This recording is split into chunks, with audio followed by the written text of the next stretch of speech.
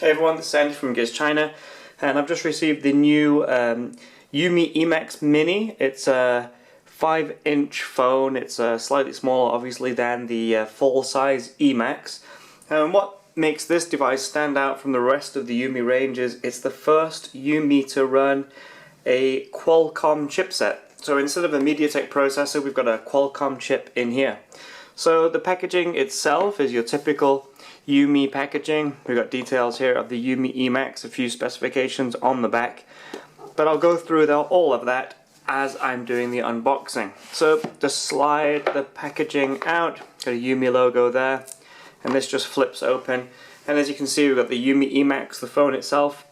We've got a flat USB cable there, and we've also got an EU standard USB charger there as well for charging up the battery. Okay. What else do we have? There's the phone itself, and we've got a little UMi eMax brochure, or sorry, instruction manual there too. So nothing else in the box. There's no headphones, there's no USB OTG cable, and the battery itself was already placed inside the phone when I got it, so I'll just pull the back off so you can take a look at it. There's the battery itself. It's a 3050 mAh battery according to the sticker on here. We'll have to see if that's actually true. And it's a non-removable battery, you can't get that out. But removing the rear panel does give you access to the dual SIM slots. And you've also got space there for a micro SD card. You can also see we've got a 13 megapixel camera on the back and a single LED flash. And this is just your plain black removable rear panel. Pop that back on. And I'll move the box out of the way. So here's the UMi eMax Mini. Overall the design is similar but not exactly the same as the original eMax. We've got a aluminium border or a metal border around the edge of the phone. You can see this chrome strip around the phone. And we've got like, I think it's a plastic border around the phone itself. It doesn't feel cold to the touch, so it must be a plastic. We've got these buttons here, power button, volume rocker. No buttons or slots or anything along the left hand side.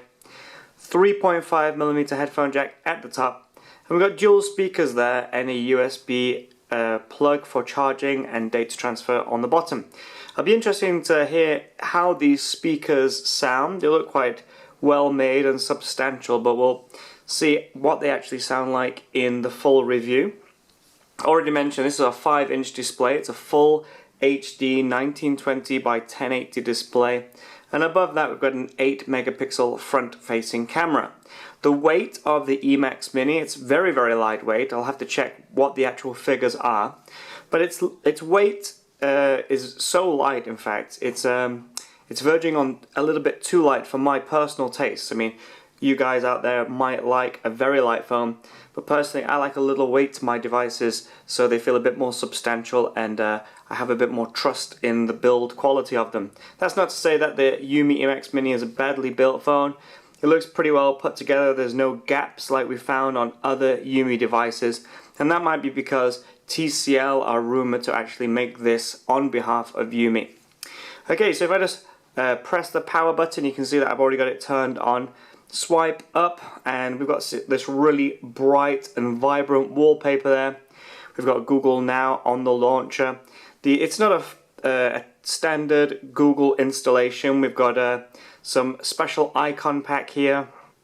We do have all the usual Google features in here. We've got Gmail, Google Chrome, Google Music, Gmaps and everything else. So you can just set up your Google account as usual. But you can see it's not a stock installation. It's not a stock Android build. If we just take a look at the settings,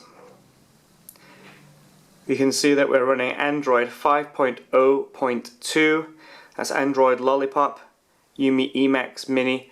So, you know, we have to see if there's any updates for this to get it up to Android 5.1 or even Android 6. Got the main home button there, which if you press it, obviously will take you home. If you hold it down, should bring Google Now up if it's connected. And if you hit the square button here, which you can see lights up, that's your back button or your most recent applications, and you can clean those off like that. And we've got a back button here for going back through menus and options. So you know, it's slightly custom Android build, but nothing too over the top. As you can see in the settings, it all looks like your normal Android operating system. And we've got all the usual languages built in there. So, you know, no matter where you are in Europe or around the world, you should be able to use the eMax out of the box. So already mentioned, it's quite a light phone. Whether you like that or not is up to debate. Personally, I'd prefer it a little bit heavier. Although it does feel very, very comfortable in your hand. It does seem well made, although it's a bit of a shame to see plastic used around the edge of the phone rather than metal. Even the UMi Fair, which is a much cheaper phone than this, has a metal chassis. You know, overall though, we'll see just how well this Qualcomm processor runs on this 5-inch Full HD display, and we'll see what, you know, how the UMi eMax Mini performs overall in the full review coming soon. Before I go, I'll just quickly go into the camera and show you that. This is the 13 megapixel rear camera, and you can see it snaps away pretty quickly, saves the photos fast as well. I'm just going to bring something in so we can take a photo of it.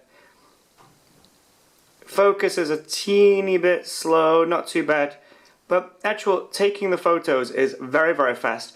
But I did have a quick go of it before when I picked the phone up from the post office, and although photos are fast, you know, it's not so good in quality. They're a bit fuzzy here and there, but we'll see how it is in a nice bright environment, see what those photos are like.